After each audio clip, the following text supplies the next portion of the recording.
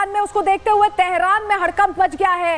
लोग तेहरान छोड़ कर जा रहे हैं। यहाँ तक कि जो ईरानी हैं जो वहां रहते हैं वो अपने गांव का रुख कर रहे हैं, क्योंकि उन्हें लग रहा है कि तेहरान टारगेट पर है। तमाम जो मिलिट्री इलाके हैं या ये कहीं कमांड सेंटर्स हैं उनको टारगेट किया जा रहा है, और यही वजह है कि तेहरान में भगदड़ मचती दिखाई दे रही है। रिपोर्ट इसी से जुड़ी आपको दिखा रहे हैं।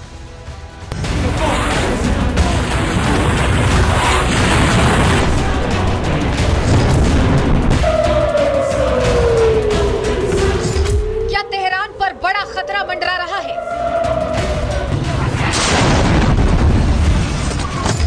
क्या तेहरान पर अब तक का सबसे बड़ा हमला होने वाला है?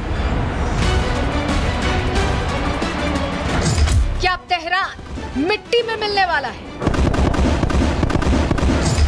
तेहरान को लेकर यह सवाल इसलिए उठ रहे हैं क्योंकि दुनिया के बड़े बड़े देश तेहरान को खाली करने की हिदायत दे चुके हैं।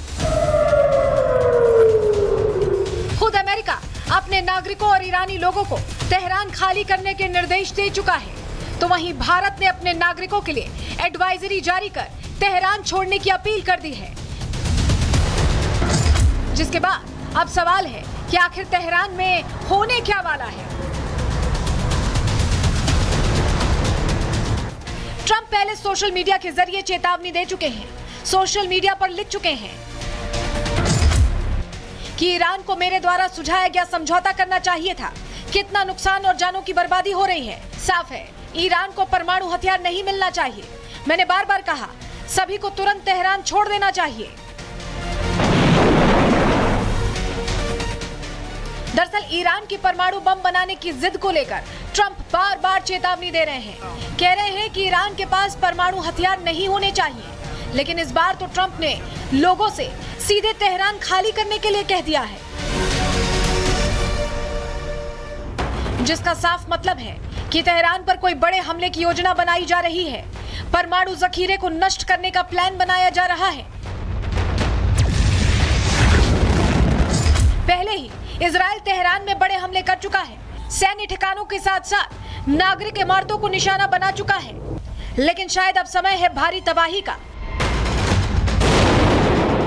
यही वजह है कि खुद इजराइल ने भी तेहरान के नागरिकों से तेहरान को तुरंत खाली करने को कह दिया है, जिसके मायने हैं कि अब इजराइल तेहरान पर भारी बमबारी करने वाला है। ऐसा हमला जो शायद ईरान ने सोचा भी नहीं होगा।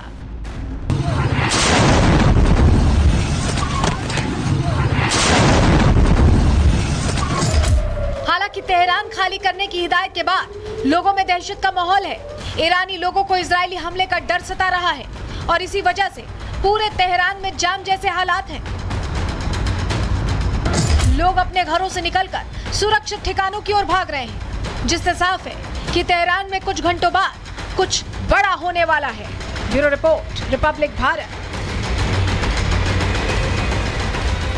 और इस बीच बड़ी खबर मिल रही है, ईरान पर हमले को लेकर इजराइल ने दावा कर दिया है कि 5वें दिन कई स्ट्रैटेजिक सिस्टम को तबाह किया गया है। ईरान को अब तक कई बड़े नुकसान झेलने पड़े। आईडीएफ ये कह रहा है ईरान में लगातार इजराइल के हमले जारी रहने वाले हैं।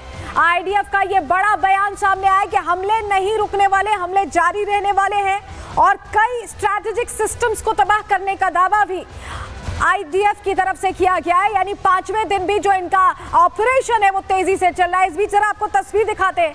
ये तस्वीर देखिए, इजराइल के एक्शन की ये तस्वीरें, कैसे इजराइल एक एक ठिकाने जहां जहां उनको इंटेल मिली है कि उनके लिए खतरा हो सकता है, उसको लेकर यहाँ पर अब काम करता दिखाई दे रहा है। तस्वीर ये अपने आप में बड़ी है। F-14 फाइटर जेट ध्वस्त कैसे किया गया, इसको लेकर बाकायदा वीडियो जारी कर दिया गया है इजराइल की तरफ से।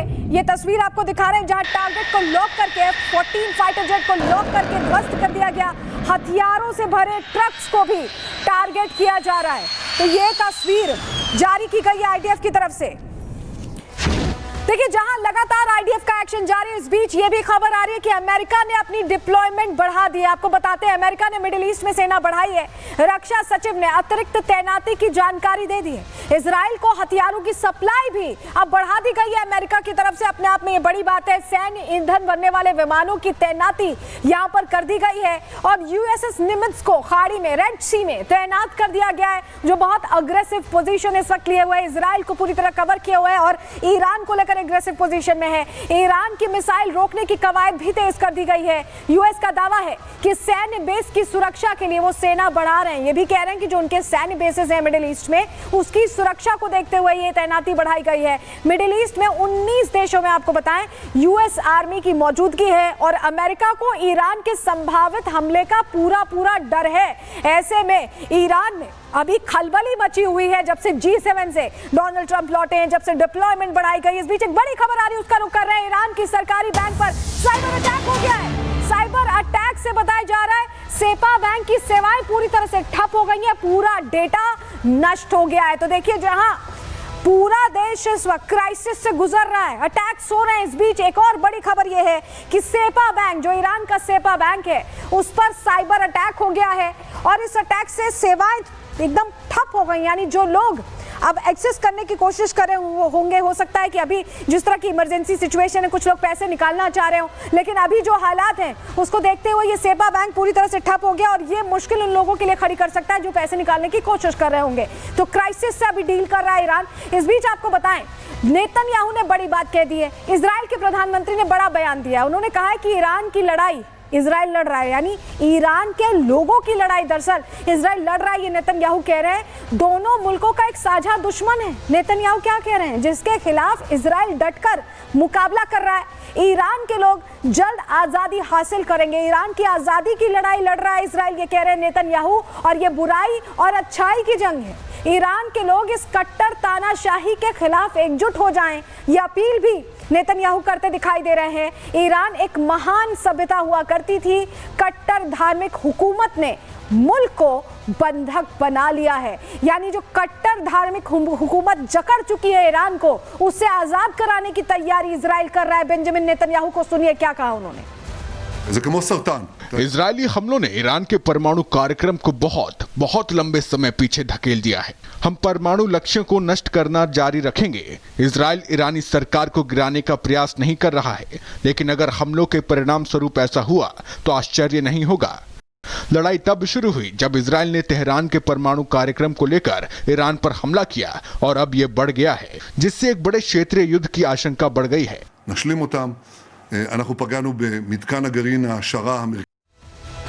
तो सुना आपने, नेतन्याहू कह रहे थे कि कट्टरपंथ को जो बढ़ावा दे रहे हैं उन पर ये अटैक है। इसका अर्थ जरा अगर आपको समझाते हैं, कट्टरपंथ पर अगर प्रहार कर रहे हैं तो जो सुप्रीम लीडर है, अगर उन पर हमला होता है तो क्या तबाही मचेगी, जरा समझिए। जंग के बीच अगर खामनेई की हत्या को लेकर कोशिश होती है, कयास ये तेज लगाए जा रहे हैं कि अमेरिका ने वीटो लगाया था तब जाके ये प्लान रुका है, लेकिन अगर ये प्लान अभी रुका नहीं है तो नेतन्याहू ने जो विदेशी मीडिया को इंटरव्यू दिया उसमें बड़ी बात कही है। खामनेई को टारगेट करने से उन्होंने इनकार नहीं किया है। नेतन्याहू ने कहा कि जंग में खामनेई की मौत से हालात बदल जाएंगे। खामनेई शिया मुस्लिमों को सबसे बड़े नेता उनके माने जाते हैं और इस्लामी क्रांति के सबसे बड़े लीडर हैं खामनेई, ये भी जान लीजिए। और खामनेई की मौत से मुस्लिम देश एक साथ आ जाएंगे, इस तरह के हालात बनेंगे। इजराइल के खिलाफ मिडिल ईस्ट में जंग बढ़ जाएगी और दूसरे देशों के जंग